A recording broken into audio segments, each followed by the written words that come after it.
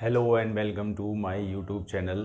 तो जैसा मैंने आपको बताया था, हम आज से शुरू कर रहे हैं बंद दरोगा के लिए तैयारी। तो बंद दरोगा का सिलेबस आ चुका है, तो इसके बाद हम उसमें जो भी 26 पॉइंट हैं उनको कवर करेंगे और विस्तार से उनको लर्न करेंगे, याद करने की कोशिश करेंगे रेगुलर।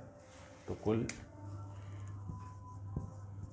कुल 26 पॉइंट हैं, जो भी टॉपिक हैं 26 हैं, कुल 26 में उनको क्रमबद्ध तरीके से हम पढ़ेंगे। तो सिलेबस आ गया है, तो सिलेबस से हमें बिल्कुल आइडिया हो जाएगा। पहले से कोई आइडिया नहीं था कि कैसा पेपर आएगा, तो अब बिल्कुल फिक्स तौर पर ये पता चल गया है कि हमारे 26 पॉइंट यही हैं और इन्हीं में से पेपर में आना है। और जो भी 26 टॉपिक हैं सभी को हम क्रमबद्ध रूप से आपको बताएंगे। तो आप सबसे पहले हम आपको बता रहे हैं सिलेबस क्या क्या है। वैसे तो सबको पता है, परंतु पहले पेज पर लिखना बहुत ज़रूरी है। तो बंद दरोगा सिलेबस, सबसे पहले हम बता दे रहे हैं कितने नंबर का 100 क्वेश्चन होंगे और सभी में से दिया हुआ है कितने कितने मार्क्स का कितना आएगा।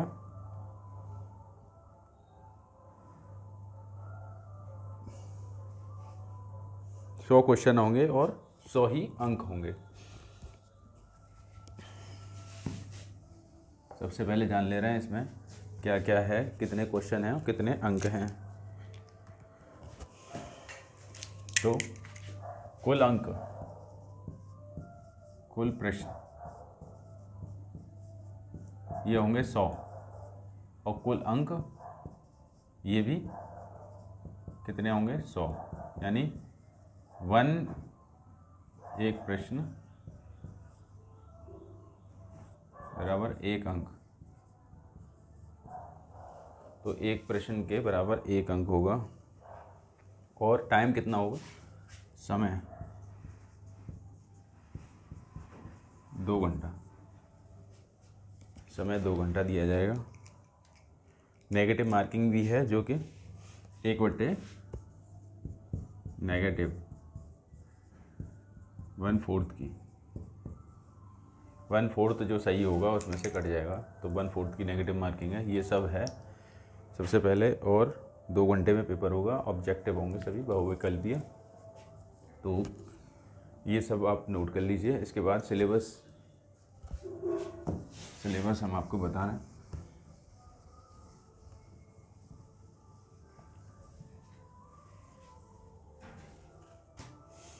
तो सबसे पहला टॉपिक है नेशनल। इसको इंग्लिश में भी जानना ज़रूरी है, क्योंकि जो भी हमारे करंट के टॉपिक होते हैं वो इंग्लिश में ही ज़्यादातर आते हैं। भारतीय वन नीति या राष्ट्रीय वन नीति।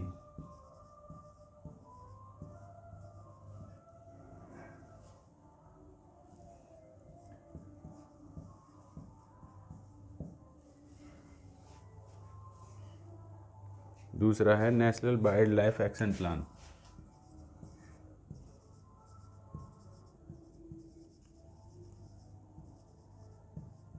वाइल्ड लाइफ एक्शन प्लान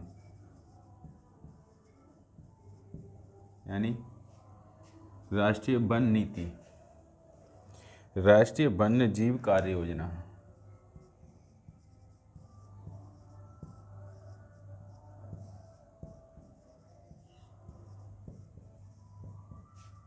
कार्य योजना, इन सबको नोट कर लीजिए सबसे पहले।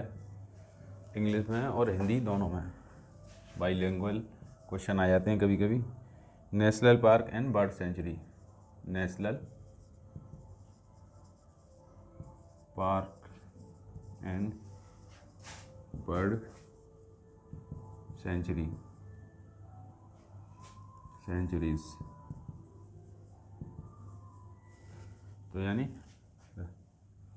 राष्ट्रीय उद्यान व पश्चिम Bihar.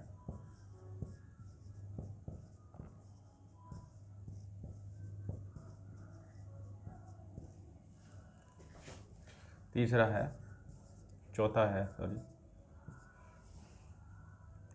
Reserve forest and protect forest.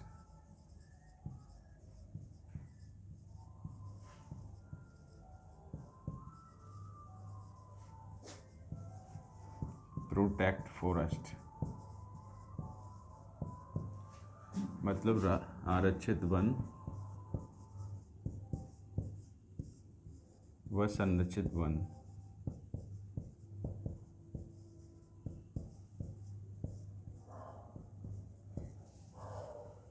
तो 4 हमारे ये हो गए। इसके बाद eco sensitive zone, eco sensitive zone यानी कि पारिस्थितिकी संवेदनशील क्षेत्र। पारिस्थितिकी संवेदनशील क्षेत्र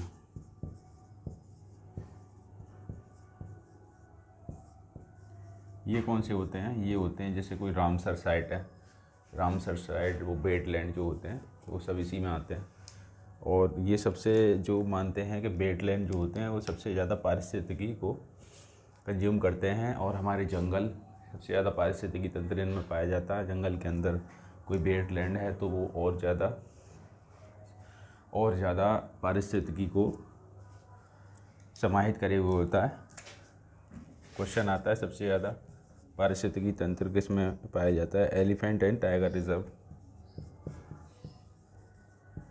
एलिफेंट एंड टाइगर रिजर्व, हाथी व टाइगर रिजर्व। क्या हो जाएगा? हाथी व टाइगर रिजर्व। अब चलते हैं 7वें पॉइंट पर। Ecosystem, ecotone, eco system, ecotone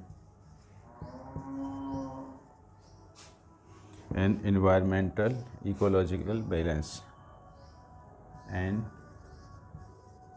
environmental ecological balance मतलब हमारा इकोसिस्टम, इकोटोन एवं पर्यावरण पारिस्थितिकी संतुलन। तो इकोसिस्टम, इकोटोन और पर्यावरण पारिस्थितिकी संतुलन, पर्यावरण पारिस्थितिकी संतुलन, बाकी सब सेम है। तो इसका ये सब है। फिर इसके बाद 8वें पे आ रहे हैं। अब हमारे जो अधिनियम है जैसे फॉरेस्ट कंजर्वेशन एक्ट, वन संरक्षण अधिनियम, forest conservation act and Indian forest act, IFA, Indian forest act 1927 and wild life protection act, wild life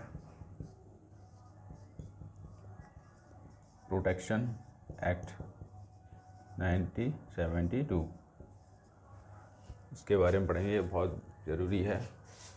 one अधिनियम, भारतीय वन अधिनियम ऐसे लिखा जाता है 1927, वन्य जीव अधिनियम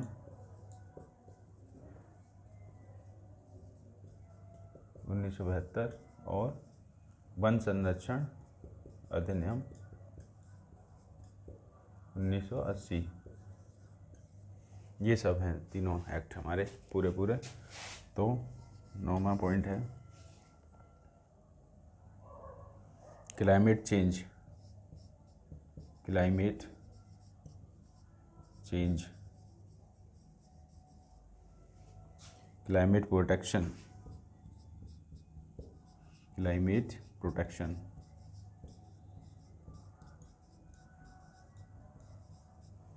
and COP27 and conference of party. COP27 conference, जो हमारी कॉन्फ्रेंस हुई है, मतलब सम्मेलन जो हुआ है जलवायु परिवर्तन, जलवायु परिवर्तन,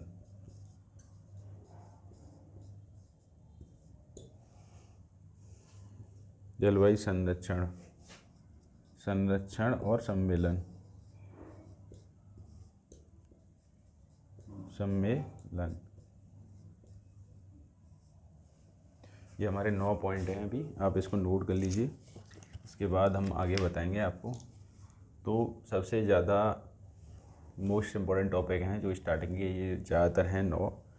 इसके बाद छोटे छोटे टॉपिक शुरू होंगे, जैसे वन बंदोबस्त, वन उपज, वन प्रमाणन, इनमें ज़्यादातर कवर हो जाएगा सिलेबस। 9 स्टार्टिंग के हमारे काफ़ी इम्पोर्टेंट है।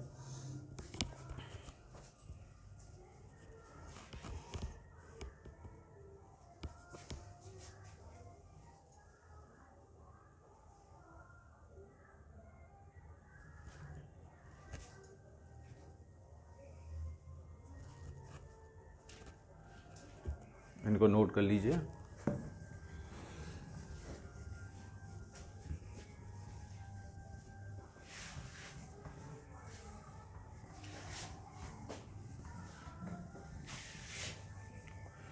टॉपिक वाइज आपको क्लियर तरीके से पढ़ाया जाएगा।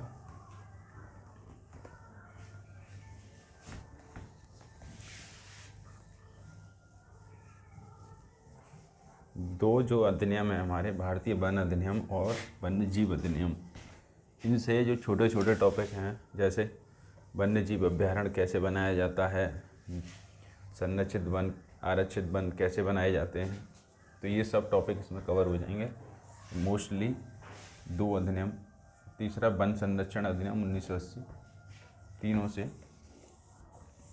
ज़्यादातर मोस्टली टॉपिक कवर हो जाएंगे इसके क्लियर तरीके से। 9 हो चुके हैं, 10 में लिखाएंगे आपको कार्बन क्रेडिट,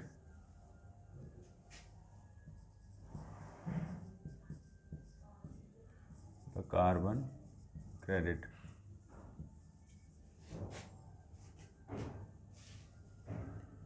कार्बन क्रेडिट।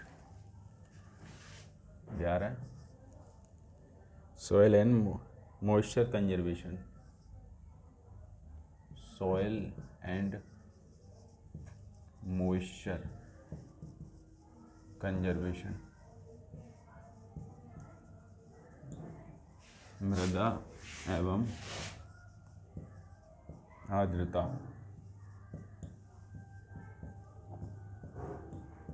संरक्षण। 12वें पे चलते हैं, afforestation and agro forestry, afforestation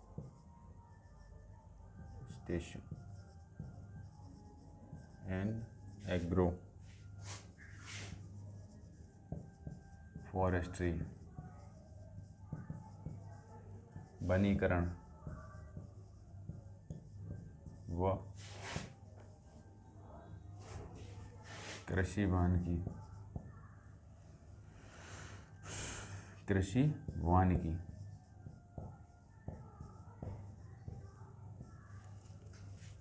मतलब वनीकरण और कृषि वानिकी। 13वें पे चलते हैं, फॉरेस्ट सेटलमेंट्स,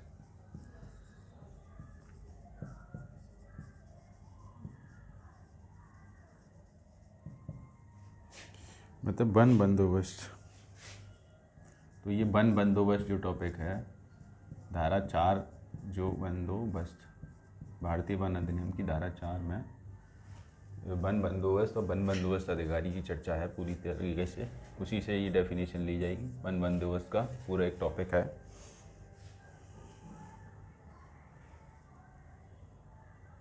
वन भूमि का राजस्व अभिलेखों में नामांतरण। Mutation of forest land in revenue record. Mutation of forest land.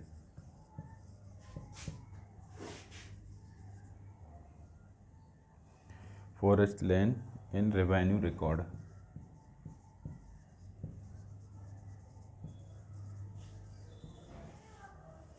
मतलब वन भूमि का राजस्व अभिलेखों में नामांतरण।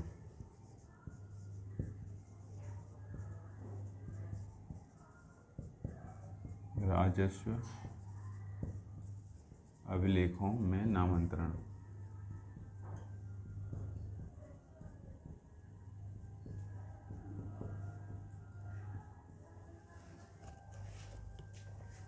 पंद्रह पे चलते हैं। Challenges and prevention of forest digester. Challenges हमारी क्या चुनौतियां हैं। Challenges and prevention of forest digesters and prevention of forest digester disasters. मतलब वन आपदाओं की चुनौतियां और रोकथाम।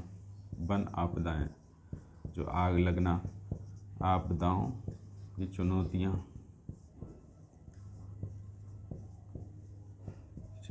व रोकथाम।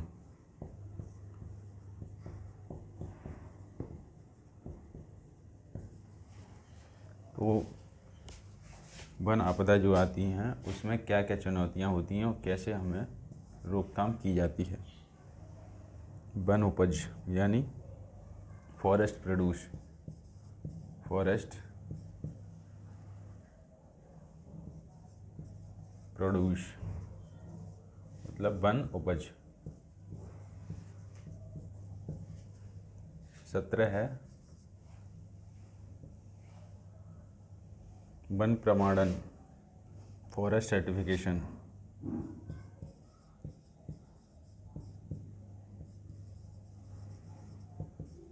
सर्टिफिकेशन वन प्रमाणन।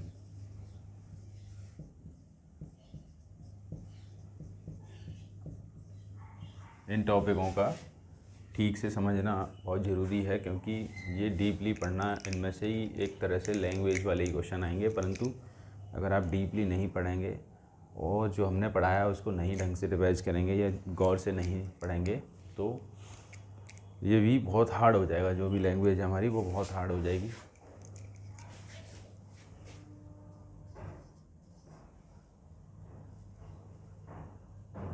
मानव वन्यजीव संघर्ष यानी human wild life conflict. Human wild life conflict.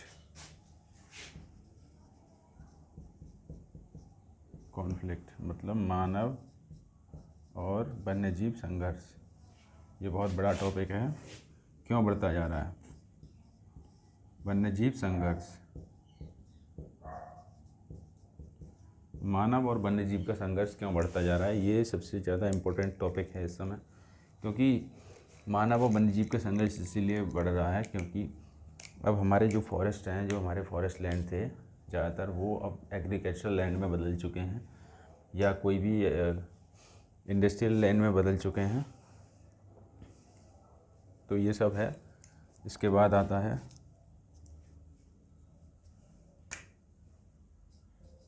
19 पे आ जाइए। तो duties and rights of forester. अब आते हैं duties and rights of Forester's.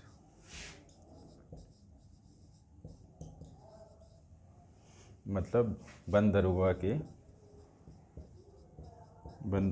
के कर्तव्य व दायित्व, लायबिलिटीज। मतलब ड्यूटी एंड राइट्स ऑफ, कर्तव्य एवं अधिकार, कर्तव्य दायित्व में थोड़ा सिमिलरिटी है, इसीलिए अधिकार। पावर या राइट। 20 में चलते हैं, वृक्षारोपण कार्य योजना, plantation, forest action plan of plantation, action plan of plantation.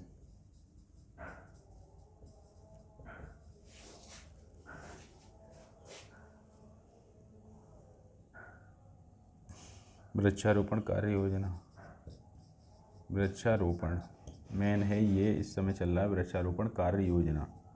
अब ये कौन कौन सी योजनाएं आती हैं, जैसे कैंपा है, कैंपा है, कोई अन्य योजना है। कैंपा क्या है, नेशनल कोई योजना है 2005 साल 10 साल के लिए जो होती है। और हमारे जो TTZ है, और कई योजनाएं आती हैं जो विभागीय, जैसे मियावाकी योजना है जिसमें शहर में सघन मात्रा में वृक्ष लगाए जाते हैं। और हमारा कैंपा है, कैंपा जो हमारे रोड किनारे या अन्य जो वृक्ष हैं उसके संबंध में आई थी योजना। समय समय पर योजनाएं आती रहती हैं केंद्र सरकार की या राज्य सरकार की, कि इस तरीके से हमें वृक्ष लगाने हैं। ये सब आप नोट कर लीजिए फटाफट से।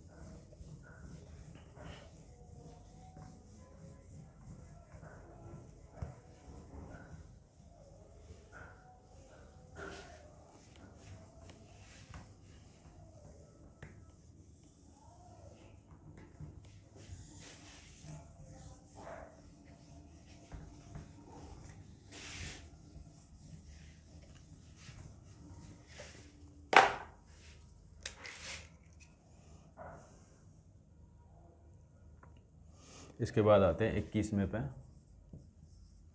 बहुत इम्पोर्टेंट है, वन पर्यावरण और उसके लाभ। वन पर्यावरण एवं उसके लाभ।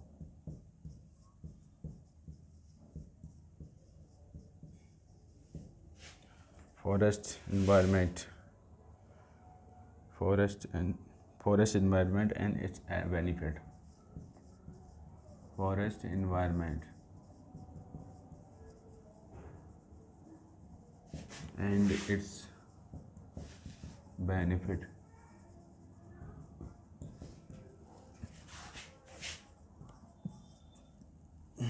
Forest and wild life conservation, यानी वन एवं वन्यजीव संरक्षण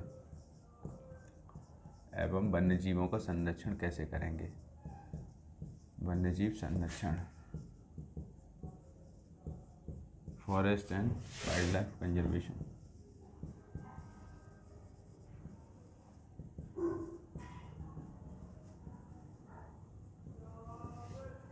कंजर्वेशन, ठीक है। 23वें पे चलते हैं, government law and policy for forest conservation, मतलब वन संरक्षण के लिए सरकारी कानून और नीतियाँ। वन संरक्षण के लिए सरकारी कानून, दोबारा ये रिपीट हो गया, सरकारी कानून, हमारे लॉ हैं जो कानून व नीतियाँ। वन नीतियाँ मतलब गवर्नमेंट लॉज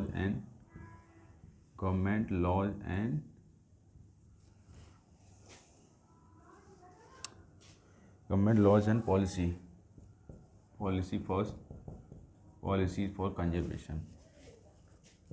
24 पे चलते हैं, contribution of forest in Indian economy. ये बहुत इम्पोर्टेंट है, मतलब वनों का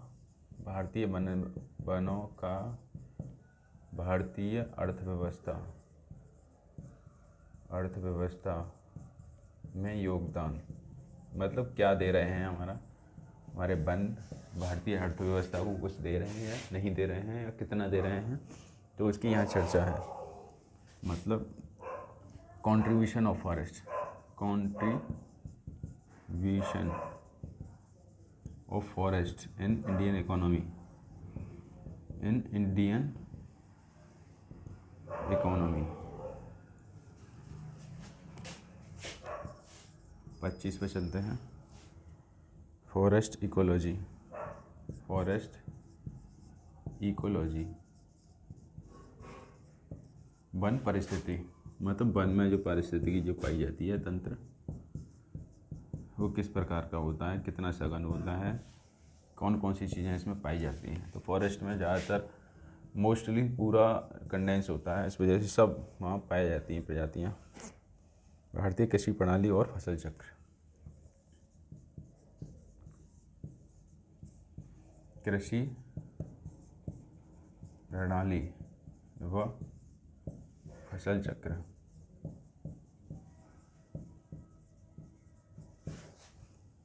Indian agriculture system and crop circles, Indian agriculture system and crop circles.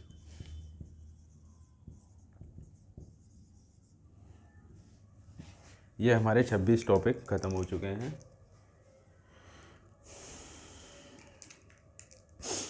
तो हमारे 26 टॉपिक ये ख़त्म हो चुके हैं। फिर इसके बाद हम आपको बताएंगे कैसे आपको टॉपिक वाइज पढ़ना है।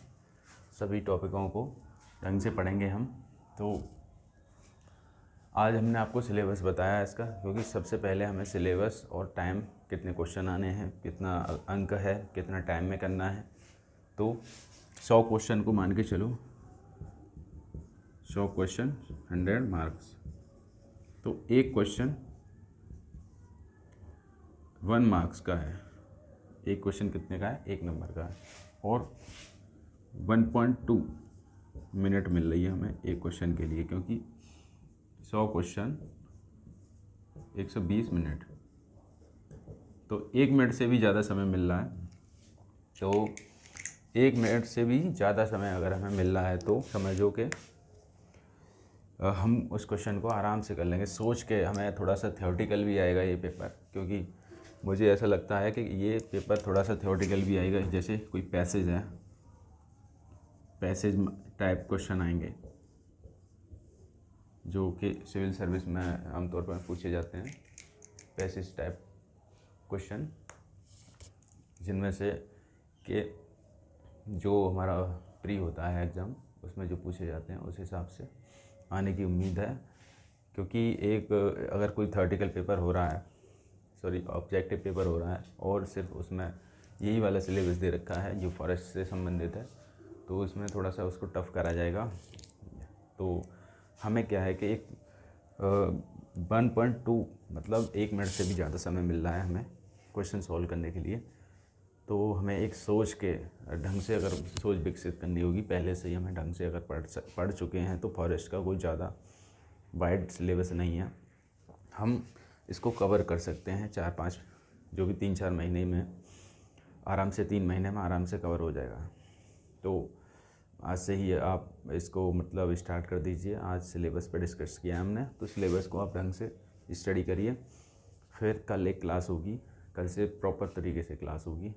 तो आज के लिए बस इतना ही, और इस वीडियो को ज़्यादा से ज़्यादा शेयर करें ताकि लोग हमसे जुड़ सकें, और आपके जो भी साथी हैं उन पर शेयर करिए, और जिसको भी ये वीडियो पसंद आई है तो सब्सक्राइब करें और लाइक करें।